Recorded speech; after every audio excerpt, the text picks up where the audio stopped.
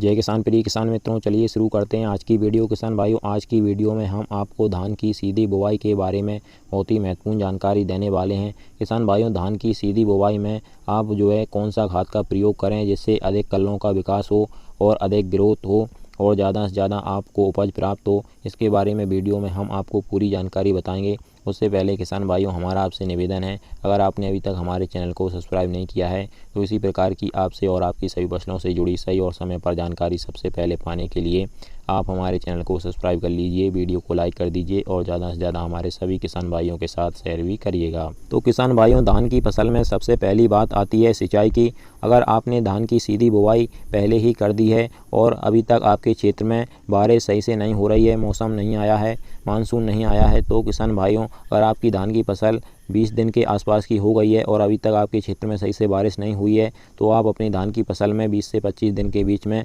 आप एक सिंचाई कर दीजिए। भाइयों, अगर आप 20 दिन के आसपास में अपनी धान की फसल में सिंचाई कर रहे हैं या फिर आपके क्षेत्र में बारिश हो रही है, तो किसान भाइयों 20 से 25 दिन के बीच में आपको अपनी धान की सीधी बुवाई में यूरिया का प्रयोग करना है 35 किलो प्रति एकड़ के हिसाब से। और इसमें अगर आपने पहले अपनी धान की सीधी बुवाई में जिंक का प्रयोग नहीं किया है तो इस समय पर आपको 5 किलोग्राम जिंक लेना है और यूरिया के साथ मिला करके अपनी धान की फसल में छिड़काव कर देना है। और इसके बाद में किसान भाइयों, आपको दूसरी खाद अपनी धान की सीधी बुवाई में 35 दिन के आसपास में देनी है और इस समय पर आपको फास्फोरस और पोटास की डोज देनी होती है। और किसान भाइयों, अगर आपने पहले गेहूं की फसल लगाई थी और उसी में धान की फसल लगाई है और गेहूं की फसल में आपने फास्फोरस और पोटास डाला था, तो उस खेत में धान की फसल में फास्फोरस और पोटास की ज़्यादा आवश्यकता नहीं पड़ती है। और अगर आपने किसी अन्य खेत में धान की फसल लगाई है जिसमें फास्फोरस और पोटास का प्रयोग पहले नहीं किया गया है, तो उसमें आपको फास्फोरस और पोटास देने की ज़रूरत होती है।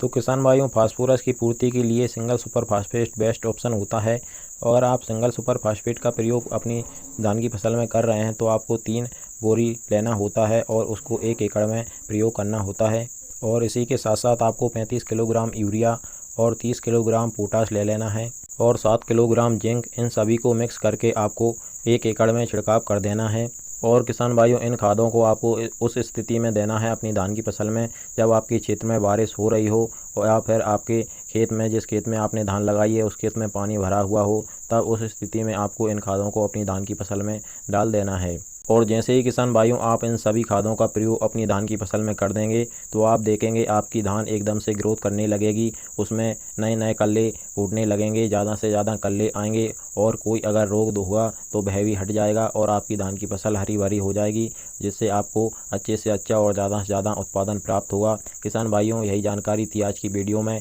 आगे चल के हमारे चैनल के माध्यम से हम आपकी सभी फसलों से जुड़ी सही और समय पर जानकारी पहुँचाते रहेंगे। इसके लिए आप हमारे चैनल को सब्सक्राइब जरूर करिएगा। चलिए फिर मिलते हैं इसी प्रकार की अगली वीडियो में। जय किसान, नमस्कार, धन्यवाद।